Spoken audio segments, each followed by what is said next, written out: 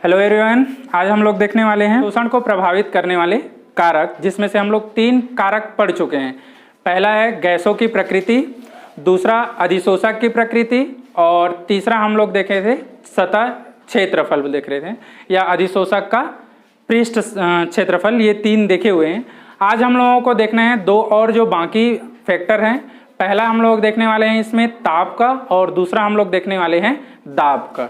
ठीक है, तो 4th देखना है ताप, टेम्परेचर का देखना है। अगर हम बात कर रहे हैं अधिशोषण की, तो ताप का जो प्रभाव रहता है अलग अलग अधिशोषण में अलग अलग रहता है।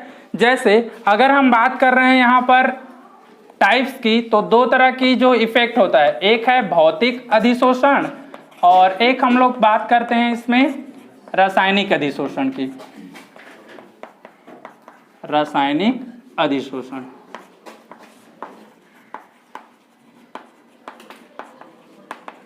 जब हम रासायनिक और भौतिक अधिशोषण में अंतर देख रहे थे तो उसमें एक पॉइंट मेंशन किए थे कि भौतिक अधिशोषण जो होता है वो निम्न ताप पर होता है और रासायनिक अधिशोषण किस पे होता है, उच्च ताप पर होता है। इसका मतलब ये हुआ क्या कि अगर मैं तापमान बढ़ा रहा हूं तो भौतिक अधिशोषण क्या होगा, कम होगा और रासायनिक अधिशोषण क्या होगा, वहां पर ज्यादा होगा।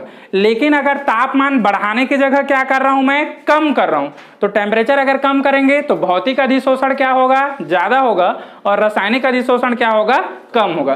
तो इसको हम एक ग्राफ के थ्रू प्रदर्शित कर सकते हैं, दर्शा सकते हैं। देखिए यहां पर आएगा x/m, यहां पर भी आएगा x/m। x/m क्या बता रहा है, पर इकाई द्रव्यमान में जो अधिशोषित होने वाला गैस है उसकी मात्रा को दर्शा रहा है। ठीक है, x/m, x है अधिशोषित होने वाले गैस की मात्रा और m जो है अधिशोषक का द्रव्यमान है। तो अगर इसकी द्रव्यमान इकाई ले रहे हैं, 1 ले रहे हैं, तो इकाई द्रव्यमान वाले अधिशोषक में कितनी मात्रा में गैस अधिशोषित हो रहा है उसको प्रदर्शित कर रहा है। किसके रिस्पेक्ट में हम लोग बता रहे हैं इसको, ताप की। तो यहां पर हम लोग क्या रखेंगे, ताप रखेंगे, टेम्परेचर रख रहे हैं। ठीक है, अब टेम्परेचर के साथ साथ हम लोग बताते हैं दाब का भी इफेक्ट रहता है। तो यहाँ दाब को हमको क्या करना है, कांस्टेंट रख रहे हैं, इसलिए इस प्रक्रम के लिए हम लोग रखते हैं एक्चुअल में समदाबी प्रक्रम बोलेंगे, आइसोबार बोलते हैं इसको। जो हमारा सिस्टम रहेगा वो एक्चुअल में कैसा होना चाहिए, आइसोबार, जिसमें दाब में कोई परिवर्तन नहीं होना चाहिए। दाब जो है वो कैसा होना चाहिए, स्थिर होना चाहिए। ठीक है, अब यहां पर मैं बात कर रहा हूं टेम्परेचर, ये 0 हो गया, इधर मैं x एक्सिस और इधर y ले रहा हूं, इधर x एक्सिस y एक्सिस ले रहे हैं, ये 0 हो गया। जैसे जैसे इधर ले रहे हैं, मान के चल रहे हैं, ये टेम्परेचर इस तरह से यहाँ पर क्या हो रहा है, बढ़ रहा है। यहाँ पर भी टेम्परेचर यहाँ पर क्या हो रहा है, बढ़ रहा है। जैसे यहाँ 10, 20, 30, 40 ऐसा ले रहे हैं, यहाँ पर भी ले सकते हैं 10, 20, 30, 40 और ये 50 डिग्री सेल्सियस में ले या केल्विन में ले, कुछ में भी ले सकते हैं। ठीक है, तो एक एवरेज हम लोग मान के चल रहे हैं, ये टेम्परेचर है। अब भौतिक अधिशोषण मान के चल रहे हैं 10 डिग्री सेल्सियस है, तो अधिशोषण यहाँ तक हुए, इसकी मात्रा ये इतना था। जैसे जैसे 10 से में 20 आया तो इसकी मात्रा क्या हो गया, ऐसा थोड़ा सा कम हुआ, क्योंकि टेम्परेचर बढ़ाने से भौतिक अधिशोषण का मान क्या होता है, कम होता है। तो मैं इधर जैसे जैसे जा रहा हूं, देखो इधर से इस ओर आ रहा हूं, तो ये अधिशोषण क्या हो रहा है, धीरे धीरे कम हो रहा है। ठीक है, 20 से मैं 30 की ओर गया तो ये अधिशोषण और कम हो गया, ऐसा यहां तक आ गया। 30 से 40 गया तो ये अधिशोषण और कम हुआ, 50 गया तो अधिशोषण और कम हुआ। ऐसा इस तरह से जैसे जैसे हम लोगों का टेम्परेचर का मान, तापमान का मान बढ़ते जा रहा है, यहाँ पर अधिशोषक की मात्रा जो अधिशोषक की मात्रा जो रहेगा धीरे धीरे क्या होते जाएगा, घटते जाएगा। इसका मतलब अधिशोषण जो है वो क्या हो रहा है, कम हो रहा है। ठीक है, जैसा कि भौतिक अधिशोषण में हम लोग यही देखते हैं, ताप बढ़ाने से अधिशोषण घटता है, तो घट रहा है यहाँ पे। अब यहाँ पे हम बात करते हैं रासायनिक अधिशोषण की। रासायनिक अधिशोषण में अगर हम ताप बढ़ाते हैं तो पहले अधिशोषण का मान क्या होगा, बढ़ेगा, एक निश्चित टेम्परेचर तक बढ़ता है, उसके बाद फिर क्या हो जाएगा, वहां पर जो अधिशोषण है वो घटने लगेगा। तो यहाँ पर का अधिशोषण क्या होगा, देखो ऐसे ये अधिशोषण पहले क्या होगा, बढ़ेगा, बढ़ने के बाद एक निश्चित टेम्परेचर, जैसे यहाँ 10 से 30 तक गए तो 30 में मान के चलो अधिशोषण क्या हो रहा है, मैक्सिमम हो रहा है, अधिकतम हो रहा है। उसके बाद अगर टेम्परेचर बढ़ाते हैं तो ये क्या होगा, कम होगा। तो अब इसको हम क्या करेंगे, ऐसा स्लोप बनाएंगे। ये इस तरह से आगे टेम्परेचर जा रहा है तो देखो ये मैक्सिमम था, अब धीरे धीरे ये क्या हो रहा है, कम होते जा रहा है। ये इस तरह से यहाँ पर जैसे ये यहाँ था, ये इस लेवल पे आ रहा था ना, फिर ये देखो ऐसा करके धीरे धीरे जैसे इधर जा रहे हैं तो ये बढ़ते जा रहा है, ऊपर की ओर आ रहा है और ये नीचे की ओर आ रहा है। तो इस तरह से हम लोग बात करते हैं टेम्परेचर के इफेक्ट की। दो तरह के दर्शाते हैं, भौतिक और रासायनिक में। भौतिक में तापमान बढ़ा तो अधिशोषण कम होगा, घटेगा, और रासायनिक में पहले बढ़ेगा फिर बाद में क्या होता है, कम होता है, क्योंकि उच्च ताप पर रासायनिक अधिशोषण होता है, निम्न ताप पर भौतिक होता है। ठीक है, तो ये हम लोग लिखने हैं ताप में। इसके लिए हम लोग ये मेंशन करते हैं कि प्रक्रम कैसा होना चाहिए, समदाबी होना चाहिए। मतलब दाब क्या होना चाहिए, समान होना चाहिए। तापमान बढ़ाने से दाब में कोई परिवर्तन नहीं होना चाहिए। ठीक है, तो ये प्रक्रम ऐसा ही होना चाहिए। फिफ्थ हम लोग बात करते हैं दाब की। दाब में हम लोगों को सबसे पहले ये मेंशन करना है कि जैसे जैसे दाब का मान क्या होगा, बढ़ते जाएगा, अधिशोषण की मात्रा भी क्या होगा, बढ़ेगा, लेकिन एक निश्चित दाब तक। उस दाब के बाद अगर हम लोग क्या कर रहे हैं, दाब को बढ़ाएंगे तो भी अधिशोषण का मान जो रहेगा वो दाब पर निर्भर नहीं करेगा। मतलब जितना अधिशोषण होना है वो उतना ही होगा, उससे ज्यादा वो नहीं होता है। ठीक है, तो स्टार्टिंग कंडीशन में वो क्या होगा, जब दाब बढ़ाएंगे तो अधिशोषण का मान बढ़ेगा, लेकिन एक निश्चित पॉइंट के बाद या दाब के बाद आगे अधिशोषण में कोई परिवर्तन नहीं होती है। तो यहां लिखेंगे निम्न दाब से उच्च दाब की ओर जाने पर अधिशोषण का मान बढ़ता है। निम्न दाब से उच्च दाब की ओर जाने पर अधिशोषण का मान बढ़ता है, किंतु एक निश्चित दाब के पश्चात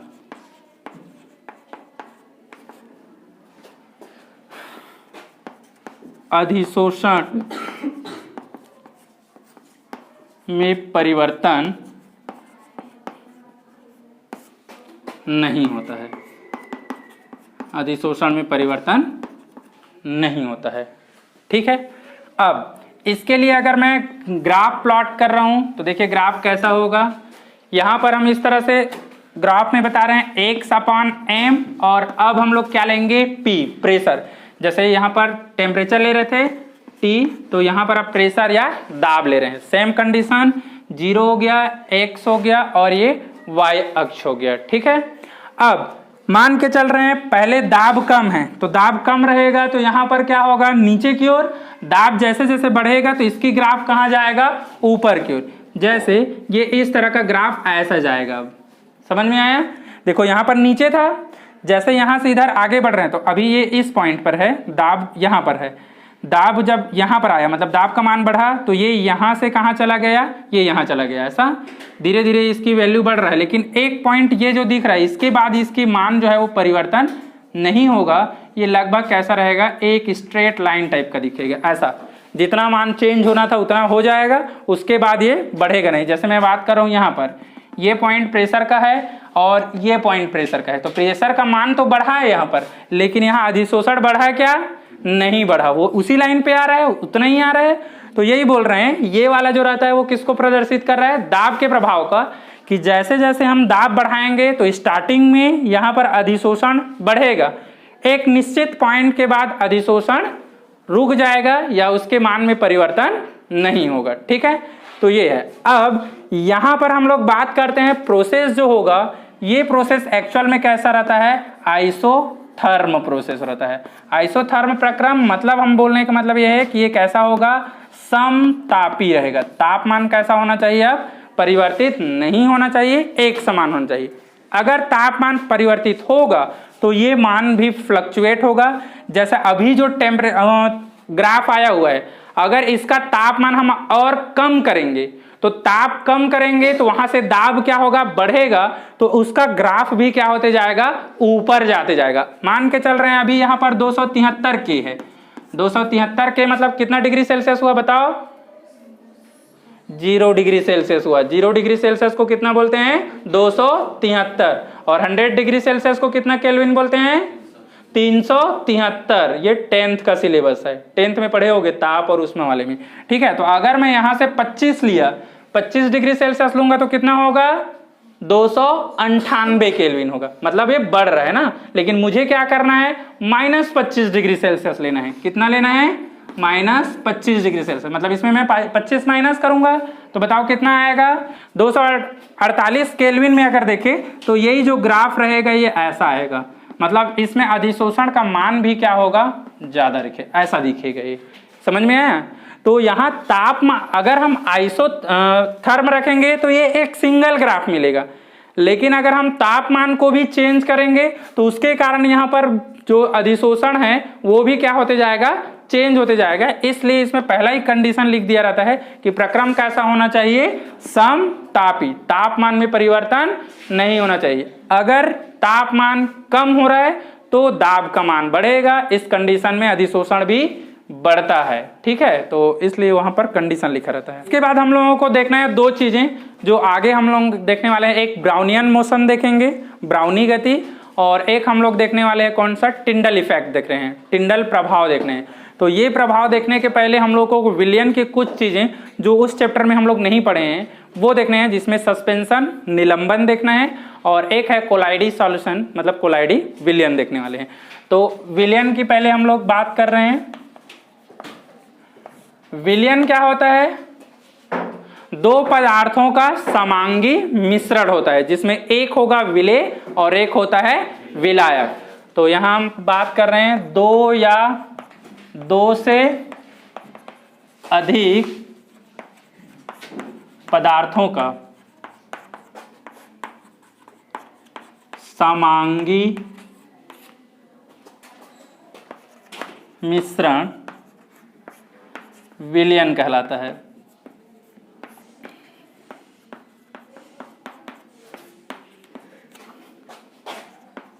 जिसमें से एक पदार्थ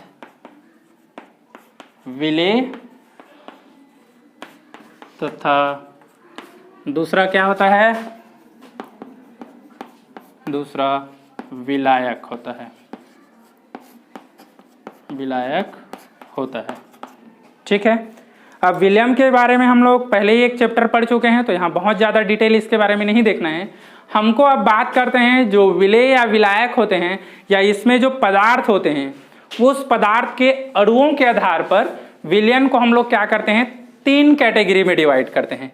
किसके आधार पर, पदार्थ की साइज, मतलब आकार, साइज आकार के आधार पर 3 भागों में विभाजित किया गया है, विभाजित किया गया है।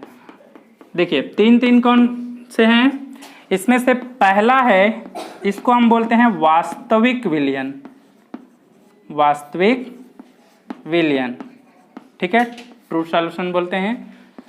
दूसरा इसमें आएगा कौन सा, निलंबन आएगा, और तीसरा हम लोगों को इसमें लेना है वो है कौन सा, कोलाइडी विलयन आएगा, ठीक है। तो सबसे पहले तो हम लोग बात कर रहे हैं इन तीनों की जो साइज है इसकी बात करेंगे। यहाँ पदार्थ या फिर हम बोलें अणु की आकार या साइज कितना होगा, तो वास्तविक विलयन जो रहता है, इस वास्तविक विलयन के लिए इसका साइज जो रहेगा, किसका, पदार्थ की जो विलेय या विलायक है, इसका साइज होता है 1 नैनोमीटर या इससे कम होता है। क्या होगा, 1 नैनोमीटर या फिर इससे कम होगा। अगर निलंबन की बात कर रहा हूं तो यहां पर इसका साइज कितना होगा, 1000 नैनोमीटर के आसपास होगा। किसमें, निलंबन में। इसमें इसका साइज होगा 1 नैनोमीटर से 1000 नैनोमीटर तक होता है। इसके बीच का जो साइज होता है वो किसके लिए होता है, कोलाइडी विलियन के लिए होता है। इसमें इससे अधिक लिखते हैं तो ये हम मेंशन कर सकते हैं, ठीक है। वास्तविक विलयन का साइज 1 नैनोमीटर या इससे कम, निलंबन का 1000 नैनोमीटर या 1000 नैनोमीटर से अधिक भी लिख सकते हैं। और इन दोनों के बीच का जो रहेगा उसको हम क्या बोलेंगे, कोलाइडी विलयन। दूसरा पॉइंट हम लोग भी बताते हैं इसमें, या थ्योरी वाले पॉइंट अगर इसके जैसे परिभाषा लिखेंगे तो वास्तविक विलयन वह विलयन होता है जिसमें उपस्थित पदार्थ के अणु स्पष्ट रूप से दिखाई नहीं देते हैं, ठीक है। मतलब जब किसी पदार्थ को हम जल में घोलेंगे और अगर वो पूरी तरह से मिक्स हो गया है, दिखाई नहीं दे रहा है, तब उसको हम क्या बोलेंगे, वास्तविक विलयन।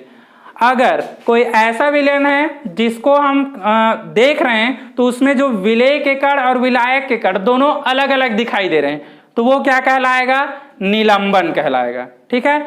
और कोलाइडी विलयन कैसा होगा, इसको अगर हम ऐसे नॉर्मल देखेंगे तो हमको ये घुला हुआ दिखाई देगा, लेकिन माइक्रोस्कोप से देखेंगे तो उसके जो कण रहेंगे या पदार्थ के अणु रहेगा वो क्या दिखाई देगा, अलग अलग दिखाई देगा। तो उसको हम क्या बोलेंगे, कोलाइडी विलयन बोलेंगे, ठीक है। दूसरी चीजें, अगर हम इसको क्या कर रहे हैं, फिल्टर पेपर से वास्तविक विलयन को फिल्टर कर रहे हैं, छान रहे हैं, तो ये छनित नहीं होगा, ठीक है। ये वाला जो है निलंबन वाले की बात कर रहे हैं, इसको हम आसानी से क्या कर सकते हैं, फिल्टर कर सकते हैं। और कोलाइडी विलयन के लिए अगर इसको हम फिल्टर पेपर के साथ फिल्टर पेपर से या सेंट्रीफ्यूज करते हैं, अगर छानना है तो इसको पहले तेज घुमाते हैं और उसके बाद फिल्टर करेंगे, तो ये भी क्या हो जाएगा, छनित हो जाएगा, ठीक है। तो ये इस तरह से कुछ डिफरेंस रहता है इनमें, किसमें वास्तविक विलयन, निलंबन और कोलाइडी विलयन, जिसको हम एक परिभाषा के जैसे लिखेंगे। अभी केवल साइज बस लिखना है पहले लाइन में, वास्तविक विलयन।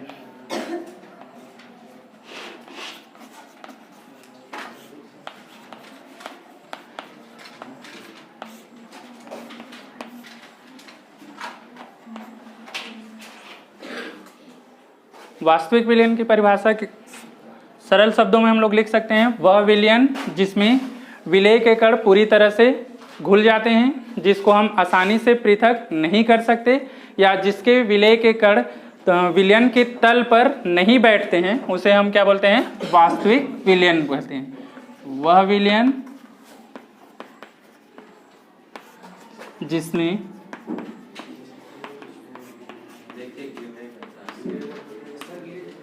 विलेय के कण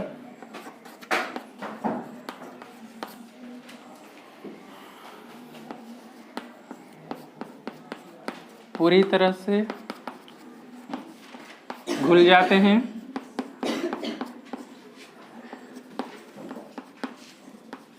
तथा जिसे आसानी से पृथक नहीं किया जा सकता,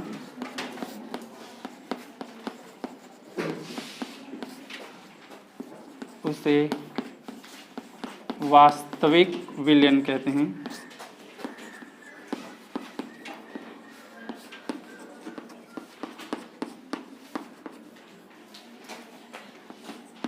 इसमें विलेय के कणों का आकार 1 नैनोमीटर या इससे कम होता है। यह है वास्तविक विलयन, जिसमें विलेय के कण पूरी तरह से घुला हुआ रहेगा और इसमें विलेय के कण को हम आसानी से पृथक नहीं कर सकते, तथा जिसमें साइज की बात करें तो साइज जो होगा ये 1 नैनोमीटर या इससे कम होगा। दूसरा हम लोग बात करते हैं वास्तविक विलयन के बाद निलंबन। वह विलयन जिसमें विलेय के कण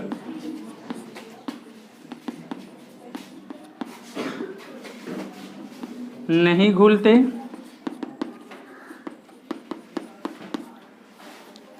तथा जिसे आसानी से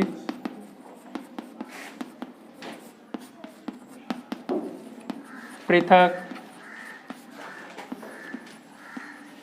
किया जा सकता है, निलंबन कहलाता है।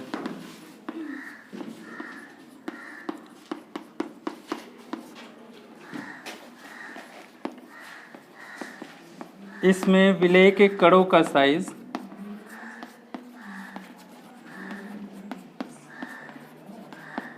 आकार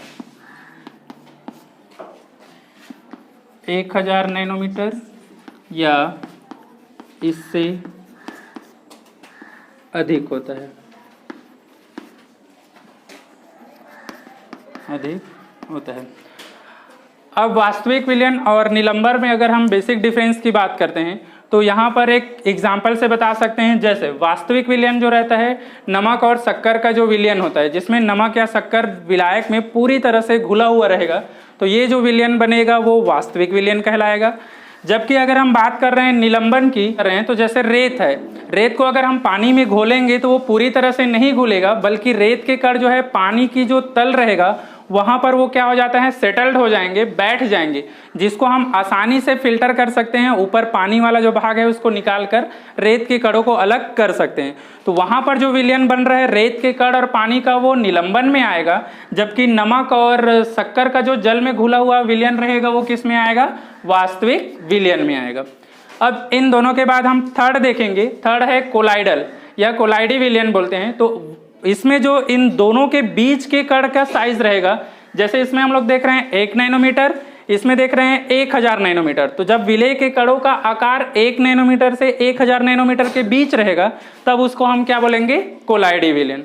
तो थर्ड हम लोगों को देखना है कोलाइडी विलयन।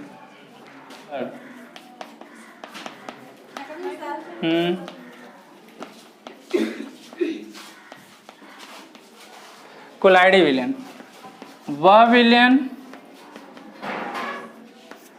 जिसमें विलेय के कण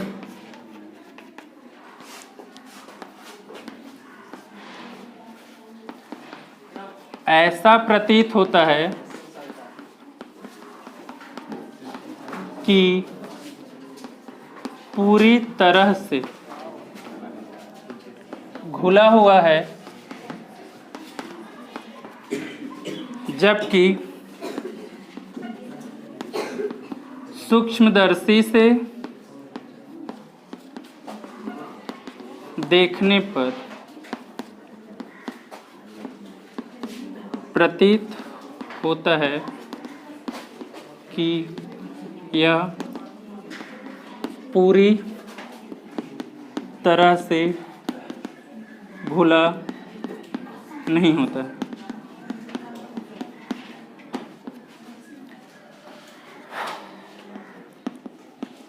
इसके कणों का आकार 1 नैनोमीटर से 1000 नैनोमीटर तक होता है। मतलब वास्तविक विलयन और निलंबन के बीच रहता है, क्योंकि वास्तविक विलयन का साइज 1 नैनोमीटर होता है और निलंबन का साइज 1 नैनोमीटर का होता है। तो कोलाइडी विलयन जो होता है उसके कणों का आकार 1 नैनोमीटर और 1000 नैनोमीटर के बीच, या फिर हम लोग बोले वास्तविक विलयन और निलंबर के बीच होता है। नेक्स्ट हम लोग बात करते हैं कोलाइडी विलयन को अगर सरल से समझने के लिए इसके जो नाम है उसको बाइफरकेट करते हैं। जैसे कोलाइडी विलयन में कोलाइड है तो ये 2 शब्द से मिलकर बना है, मिलकर बना है, जिसमें पहला शब्द है कॉल और दूसरा है ऑइड। कॉल मीन्स होता है ग्लू, ग्लू मतलब होता है गम या फिर हम लोग बोले गोंद, और ऑइड मीन्स होता है बी लाइक या फिर हम लोग बोल सकते हैं के समान। तो इसका मतलब ये हो गया कोलाइड का अगर हम शाब्दिक अर्थ निकालें तो शाब्दिक अर्थ क्या निकलता है, गोंद के समान, या जस्ट लाइक ग्लू बोलते हैं, ठीक है। जो गोंद के समान विलयन होगा उसको हम क्या बोलते हैं, कोलाइड विलयन बोलेंगे। तो इसी तरह से अब हमारा जो मेन टॉपिक है वो है कोलाइडी विलयन, आगे हम लोग इसको कंटिन्यू करेंगे, ठीक है। कोलाइड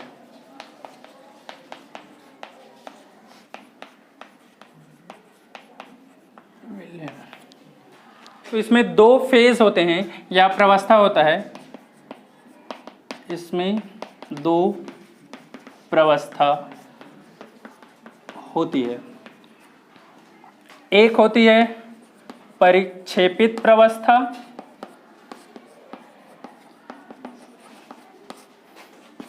जिसको हम बोलते हैं डिस्पर्स फेज कहते हैं, और सेकेंड होगा परिक्षेपण माध्यम, डिस्पर्सन मीडियम। अगर परिक्षेपित प्रवस्था और परिक्षेपण माध्यम दोनों को हमको समझाना है तो हम इसकी कंपेयर विलयन से कर सकते हैं, जो नॉर्मल विलयन होता है। जैसे विलयन में दो पार्ट होता है, एक होता है विलेय और एक होता है विलायक, उसी तरह से कोलाइडी विलयन में भी दो पार्ट होता है, एक होता है परिक्षेपित प्रवस्था और एक होता है परिक्षेपण माध्यम। परिक्षेपित प्रवस्था जो होता है ये विलयन के विलेय के कण जैसे होता है जिसको घोला जाता है। सेम इसी तरह से परिक्षेपण माध्यम जो होता है वो विलायक की तरह होता है जिसमें परिक्षेपित प्रवस्था या अभिकारक के कणों को घोला जाता है, ठीक है। तो इस तरह से हम लोग इसको लिख सकते हैं, जिस प्रकार विलयन में विलेय के कण होता है जिसे घोला जाता है, उसी प्रकार कोलाइडी विलयन में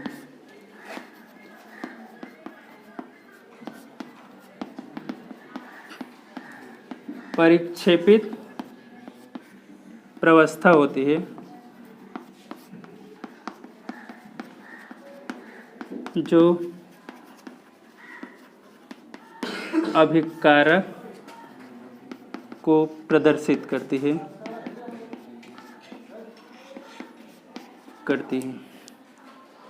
डिस्पर्सन मीडिया या माध्यम की बात कर रहे हैं तो इसकी कंपेयर हम सॉल्वेंट या विलायक से करते हैं जो विलयन में प्रदर्शित होती है।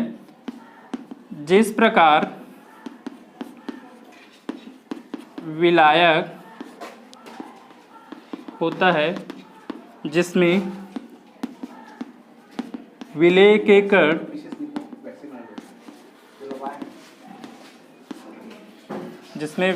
कण को घोला जाता है, उसी प्रकार परिक्षेपण माध्यम होता है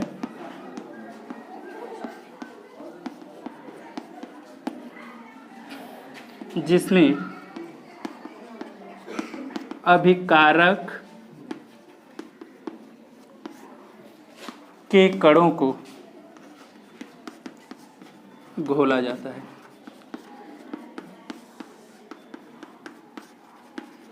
तो इस तरह से हम लोग सिंपल डिफाइन करते हैं किसको, परिक्षेपित प्रवस्था और परिक्षेपण माध्यम को। मतलब कोलाइडी सॉल्यूशन में जो अभिकारक होता है उस अभिकारक की अवस्था को हम क्या बोल रहे हैं, परिक्षेपित, और जिसमें अभिकारक क्रिया कर रहे हैं, रिएक्शन शो करेगा, जिस माध्यम में वो रिएक्ट कर रहे हैं, घोला जा रहा है उसमें, वो कहलाएगा परिक्षेपण माध्यम कहलाएगा।